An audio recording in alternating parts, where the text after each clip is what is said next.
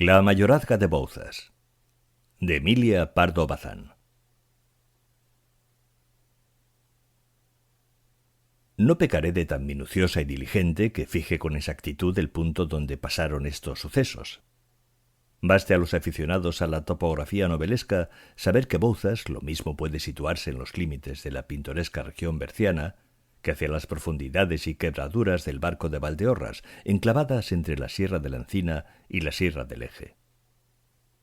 Bouzas, moralmente, pertenece a la Galicia primitiva, la bella, la que hace 20 años estaba todavía por descubrir. ¿Quién no ha visto allí a la mayorazga? ¿Quién no la conoce desde que era así de chiquita y empericotada sobre el carro de maíz regresaba a su pazo solariego en las calurosas tardes del verano? Ya más crecida solía corretear, cabalgando un rocín en pelo, sin otros arreos que la cabezada de cuerda. Parecía de una pieza con el jaco. Para montar se agarraba a las toscas crines o apoyaba la mano derecha en el anca y de un salto, ¡pim!, arriba. Antes había cortado con su navajilla la vara de avellano o taray y, blandiéndola a las inquietas orejas del facatrús, iba como el viento por los despeñaderos que guarnecen la margen del río Sil. Cuando la mayorazga fue mujer hecha y derecha, su padre hizo el viaje a la clásica feria de Monterroso, que convoca a todos los sportsmens rurales, y ferió para la muchacha una yegua muy cuca, de 4 sobre la marca, vivaracha, torda, recastada de andaluza, como que era hija del semental del gobierno. Completaba el regalo rico albardón y bocado de plata. Pero la mayorazga, dejándose de chiquitas, encajó a su montura un galápago, pues de sillas inglesas no hay noticia en Bouzas, y sin necesidad de picador que le enseñase, ni de corneta que le sujetase el muslo, regió su jaca con destreza y gallardía de centauresa fabulosa. Sospecho que si llegase a Bouzas impensadamente algún honrado burgués madrileño y viese aquella mocetona sola y a caballo por breñas y bosques, diría con sentenciosa gravedad que don Remigio Padornín de las Bouzas criaba a su hija única hecha un marimacho. Y quisiera yo ver el gesto de la institutriz sajona ante las inconveniencias que la mayorazga se permitía. Cuando le molestaba la sed, apeábase tranquilamente a la puerta de una taberna del Camino Real, y le servían un tanque de vino puro. A veces se divertía en probar fuerzas con los gañanes y mozos de labranza, y alguno dobló el pulso o tumbó por tierra. No era desusado que ayudase a cargar el carro de Tojo, ni que arase con la mejor yunta de bueyes de su establo. En las siegas, deshojas, romerías y fiestas patronales bailaba como una peonza con sus propios jornaleros y colonos, sacando a los que prefería, según costumbre de las reinas, y prefiriendo a los mejor formados y más ágiles.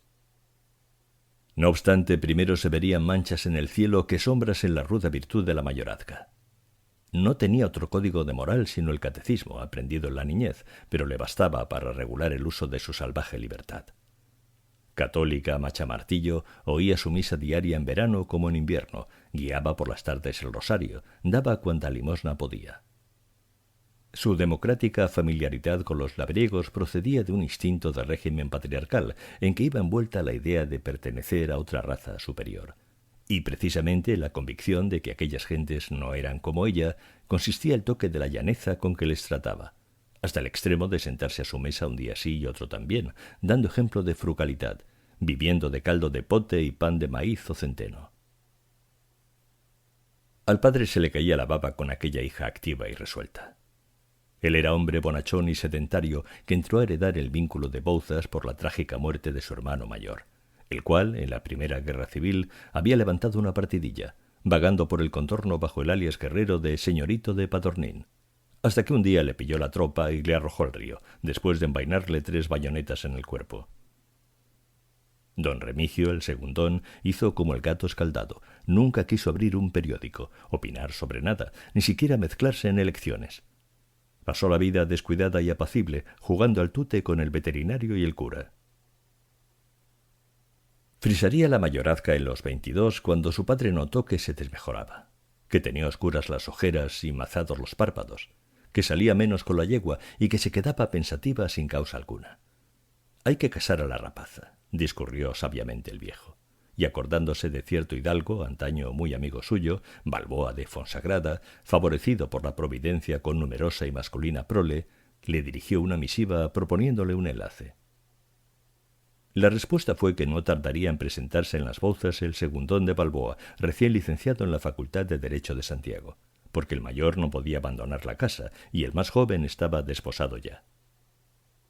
Y en efecto, de allí a 3 semanas, el tiempo que se tardó en hacerle 6 mudas de ropa blanca y marcarle 12 pañuelos, llegó Camilo Balboa. Lindo mozo, afinado por la vida universitaria, algo anemiado por la mala alimentación de las casas de huéspedes y las travesuras de estudiante. A las 2 horas de haberse apeado de un flaco jamelgo el señorito de Balboa, la boda quedó tratada. Físicamente los novios ofrecían extraño contraste, cual si la naturaleza al formarlos hubiese trastocado las cualidades propias de cada sexo. La mayorazga, fornida, alta de pechos y de ademán brioso, con carrillos de manzana sanjuanera, dedada de bozo en el labio superior, dientes rectos, manos duras, complexión sanguínea y expresión franca y enérgica. Balboa delgado, pálido, rubio, fino de facciones, bromista, insinuante, nerviosillo, necesitado al parecer de mimo y protección. Fue esta misma disparidad la que encendió en el pecho de la mayorazga tan violento amor que, si la ceremonia nupcial tarda un poco en realizarse, la novia, de fijo, enferma gravemente. ¿O fue solo que la fruta estaba madura, que Camilo Balboa llegó a tiempo? El caso es que no se ha visto tan rendida mujer desde que hay en el mundo Valle de Bouzas. No enfrió esta ternura la vida conyugal, solamente la encauzó, haciéndola serena y firme. La mayorazga rabiaba por un muñeco, y como el muñeco nunca acababa de venir, la doble corriente de amor confluía en el esposo. Para él los cuidados y monadas, las golosinas y refinamientos, los buenos puros, el café, el coñac traído de la isla de Cuba por los capitanes de barco, la ropa cara encargada a Lugo. Hecha a vivir con una taza de caldo de legumbres, la mayorazga andaba pidiendo recetas de dulce a las monjas. Capaz de dormir sobre una piedra, compraba pluma de la mejor, y cada mes mullía los colchones y las almohadas del tálamo. Al ver que Camilo se robustecía y engruesaba y echaba una hermosa barba castaño oscuro, la mayorazga sonreía, calculando allá en sus adentros: para el tiempo de la vendimia tenemos muñequiño. Mas el tiempo de la vendimia pasó, y el de la sementera también, y aquel en que florecen los manzanos, y el muñeco no quiso bajar a la tierra a sufrir desazones. En cambio, don Remigio se empeñó en probar mejor vida, y ayudado de un cólico miserere, sin que bastase a su remedio una bala de grueso calibre que le hicieron tragar a fin de que le devanase la enredada madeja de los intestinos, dejó este valle de lágrimas, y a su hija dueña de las Bouzas. No cogió de nuevas a la mayorazga el verse al frente de la hacienda, dirigiendo faenas agrícolas, cobranza de rentas y tráfago de la casa. Hacía tiempo que todo corría a su cargo.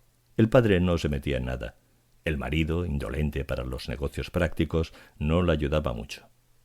En cambio, tenía cierto factotum, adicto como un perro y exacto como una máquina, en su hermano de leche Amaro, que desempeñaba en las Bouzas uno de esos oficios indefinibles, mixtos de mayordomo y aperador. A pesar de haber mamado una leche misma, en nada se parecían Amaro y la señorita de Bouzas, pues el labriego era desmedrado, flacucho y torvo, acrecentando sus malas trazas el áspero cabello que llevaba en flecos sobre la frente y en greñas a los lados, cual los villanos feudales. A despecho de las intimidades de la niñez, Amaro trataba a la mayorazga con el respeto más profundo, llamándola siempre «señora mi ama». Poco después de morir don Remigio, los acontecimientos revolucionarios se encresparon de mala manera, y hasta el Valle de Bouzas llegó el oleaje, traduciéndose en agitación carlista. Como si el espectro del tío cosido a bayonetazos se le hubiese aparecido al anochecer entre las nieblas del Sil, demandando venganza, la mayorazga sintió hervir en las venas su sangre facciosa y se dio a conspirar con un celo y brío del todo vendeanos. Otra vez se la encontró por andurriales y montes, al rápido trote de su yegua, luciendo en el pecho un alfiler que por el reverso tenía el retrato de don Carlos y por el anverso el de Pío IX. Hubo aquello de coser cintos y mochilas, armar cartucheras, recortar corazones de franela colorada para hacer detentes, limpiar fusiles de chispa comidos por el orín, pasarse la tarde en la herrería viendo remendar una tercerola, requisar cuanto jamelgo se encontraba a mano, bordar secretamente el estandarte. Al principio Camilo Balboa no quiso asociarse a los trajines en que andaba su mujer, y echándoselas de escéptico, de tibio, de Alfonsino prudente, prodigó consejos de retraimiento o lo metió todo a broma, con guasa de estudiante, sentado a la mesa del café entre el dominó y la copita de coñac. De la noche a la mañana, sin transición, se encendió en entusiasmo y comenzó a rivalizar con la mayorazga, reclamando su parte de trabajo, ofreciéndose a recorrer el valle mientras ella, escoltada por Amaro, trepaba a los picos de la sierra. Hízose así, y Camilo tomó tan a pecho el oficio de conspirador que faltaba de casa días enteros, y por las mañanas solía pedir a la mayorazga cuartos para pólvora, cuartos para unas escopetas que descubría en tal o cual sitio. Volvía con la bolsa huera, afirmando que el armamento quedaba segurito, muy preparado para la hora solemne. Cierta tarde, después de una comida jeronimil, pues la mayorazga, por más ocupada que anduviese, no desatendía el estómago de su marido, no faltaría otra cosa. Camilo se puso la zamarra de terciopelo, mandó ensillar su potro montañés, peludo y vivo como un caballo de las estepas, y se despidió diciendo a medias palabras: «Voyme donde los Reséndez. Si no despachamos pronto, puede dar que me quede a dormir allí, no asustarse si no vuelvo. De aquí al Pazo de Resende aún hay una buena tiradita». El Pazo de Resende, madriguera de hidalgos cazadores, estaba convertido en una especie de arsenal o maestranza en que se fabricaban municiones, se desenferrujaban armas blancas y de fuego y hasta se habilitaban viejos albardones, disfrazándolos de silla de montar. La mayorazga se hizo cargo del importante objeto de la expedición. Con todo, una sombra veló sus pupilas, por ser la primera vez que Camilo dormiría fuera del lecho conyugal desde la boda. Se cercioró de que su marido iba bien abrigado.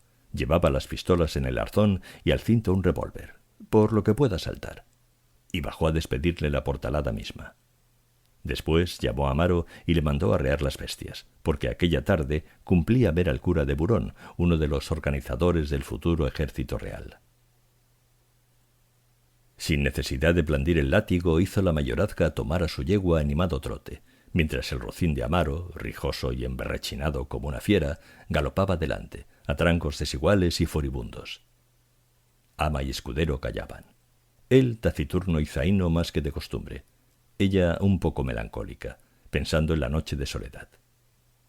Iban descendiendo un sendero pedregoso, a trechos encharcado por las extravasaciones del Sil, sendero que después, torciendo entre heredades, se dirige como una flecha a la rectoral de Burón, cuando el rocín de Amaro, enderezando las orejas, pegó tal huida que a poco da con su jinete en el río, y por cima de un grupo de salces, la mayorazga vio asomar los tricornios de la Guardia Civil. Nada tenía de alarmante el encuentro, pues todos los guardias de las cercanías eran amigos de la casa de Bouzas, donde hallaban prevenido el jarro de mosto, la cazuela de bacalao con patatas, en caso de necesidad la cama limpia, y siempre la buena acogida y el trato humano. Así fue que, al avistar a la mayorazga, el sargento que mandaba el pelotón se descubrió atentamente, murmurando: «Felices tardes nos dé Dios, señorita». Pero ella, con repentina inspiración, le aisló y acorraló en el recodo del sendero, y muy bajito y con llaneza imperiosa, preguntóle: «¿A dónde van, Piñeiro? Diga». «Señorita, no me descubra, por el alma de su papá que está en la gloria. A Resende, señorita, a Resende. Dicen que hay fábrica de armas y facciosos escondidos, y el diablo y su madre. A veces un hombre obra contra su propio corazón, señorita, por acatar aquello que uno no tiene más remedio que acatar. La Virgen quiera que no haya nada». «No habrá nada, Piñeiro. Mentiras que se inventan. Ande ya, y Dios se lo pague». «Señorita, no me ni la tierra lo sabrá. Abur, memorias a la parienta, Piñeiro».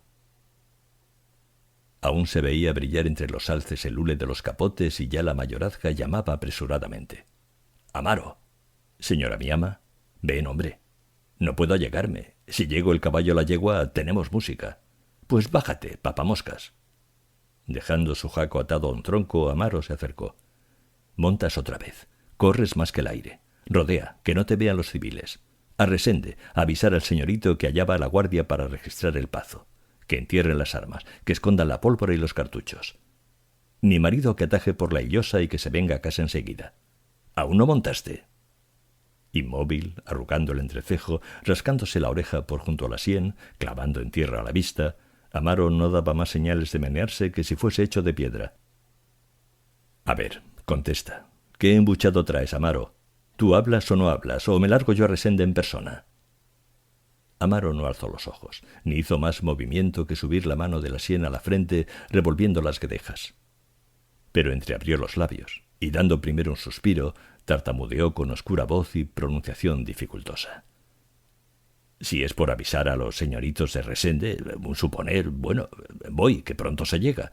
Si es por el señorito de casa, un suponer, señora mi ama, será excusado. El señorito no va en Resende. ¿Que no está en Resende mi marido?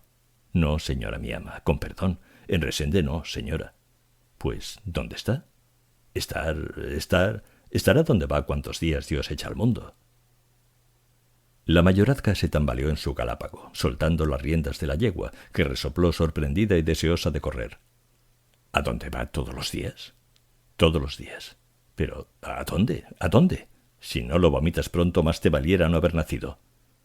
Señora ama, Amaro hablaba precipitadamente, a borbotones, como sale el agua de una botella puesta abajo. Señora ama, el señorito, en los Carballos, quiere decir, hay una costurera bonita que va a coser al Pazo de Resende. Ya no va nunca. El señorito le da dinero. Son ella y una tía carnal que viven juntas. Andan ella y el señorito por el monte a las veces.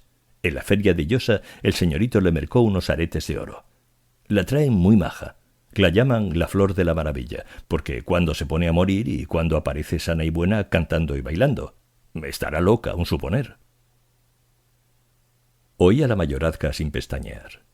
La palidez daba a su cutis moreno tonos arcillosos. Maquinalmente recogió las riendas y halagó el cuello de la jaca, mientras se mordía el labio inferior como las personas que aguantan y reprimen algún dolor muy vivo. Por último articuló sorda y tranquilamente. Amaro, no mientas. Tan cierto como que nos hemos de morir. Aún permita Dios que venga un rayo y me parta si cuento una cosa por otra. Bueno, basta. El señorito avisó que hoy dormiría en Resende. ¿Se quedará de noche con esa? Amaro dijo que sí, con una mirada oblicua, y la mayorazga meditó contados instantes.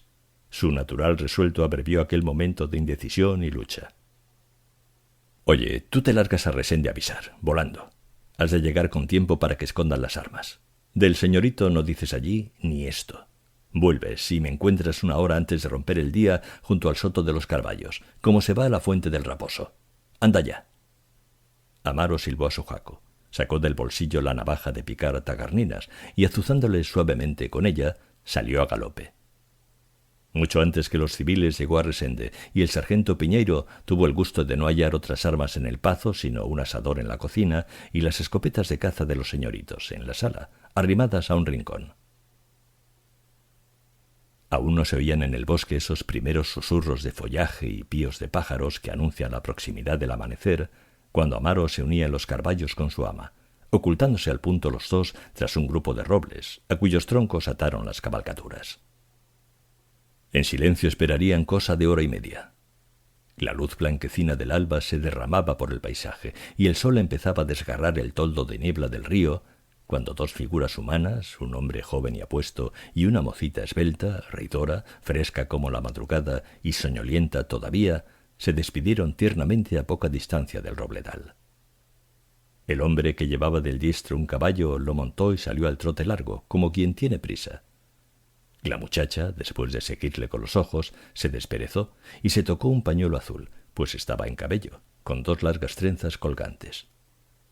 Por aquellas trenzas la agarró Amaro, tapándole la boca con el pañuelo mismo mientras decía en voz amenazadora: «Si chistas te mato. Aquí llegó la hora de tu muerte. Alá, anda para avante». Subieron algún tiempo monte arriba. La mayorazga delante, detrás Amaro, sofocando los chillidos de la muchacha, llevándola en vilo y sujetándole los brazos. A la verdad, la costurerita hacía débil aunque rabiosa resistencia.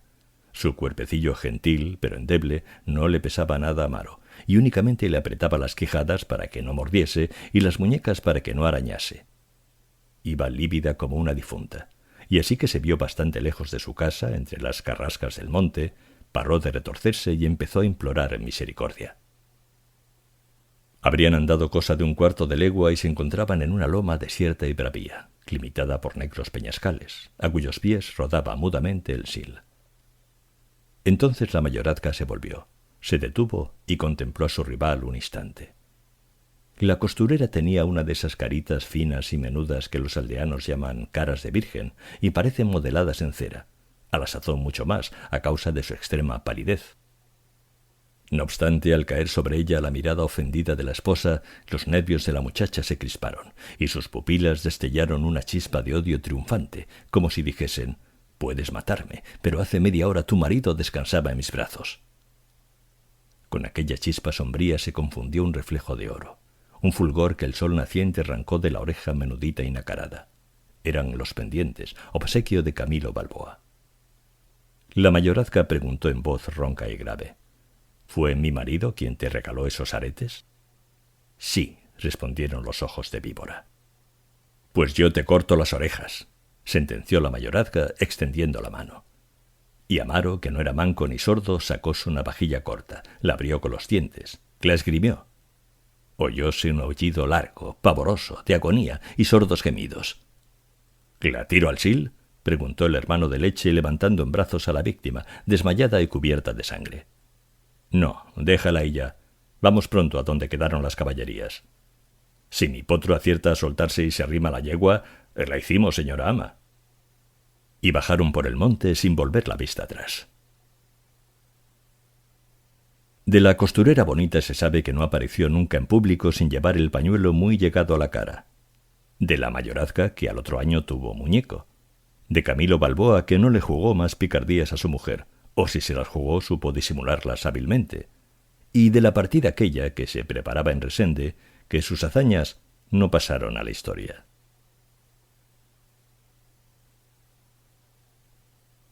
Audioclásicos.com